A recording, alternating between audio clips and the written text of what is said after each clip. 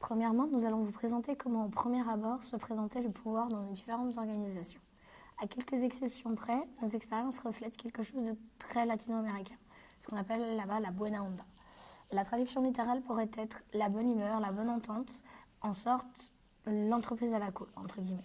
C'est-à-dire que tout le monde fait la bise à tout le monde, le serrage de main est proscrit, il n'y a pas de tenue correcte exigée, les retards sont institutionnalisés, les fêtes d'entreprise sont nombreuses, fréquentes, et convient absolument tout le monde, du directeur général au simple stagiaire. En sorte, la hiérarchie ne se voit pas au premier abord.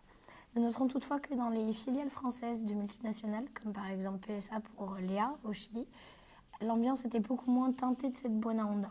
L'ambiance générale était bien plus froide, le poids de la hiérarchie beaucoup plus présent, et ce, même au premier abord. Dans un deuxième temps, nous allons vous présenter comment se matérialisait le pouvoir dans nos différentes organisations, c'est-à-dire quels étaient les codes, comment était organisé l'espace du pouvoir. Léa, Margot et Guillaume ont eu la même expérience, un espace qui reflétait totalement la hiérarchie. C'est chez Bouygues à Cuba, où travaillait Guillaume, où les rapports hiérarchiques étaient le plus visibles.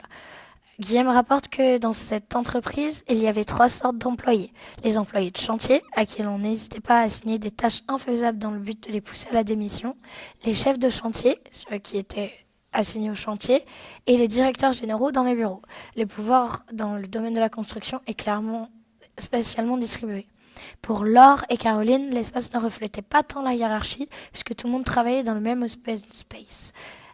Mais un point qui restera commun à toutes nos expériences, les plus hautes positions de la hiérarchie ne reviennent qu'aux hommes, révélant le machisme latent de la communauté latino-américaine. Enfin, il nous reste à explorer comment était ressenti le pouvoir dans nos différentes organisations. Nous avons noté 2 sortes de frustrations. La première est une frustration inhérente au statut de filiale de multinationale. En effet, à PSA, Léa note que le supérieur hiérarchique des chefs de marché n'était pas présent physiquement.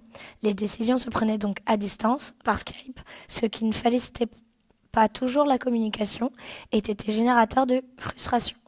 Les responsables de la zone Amérique latine n'étaient pas toujours reconnus et ils se sentaient négligés, notamment dans la prise de décision du fait de la taille de leur marché par rapport à la stratégie globale du groupe.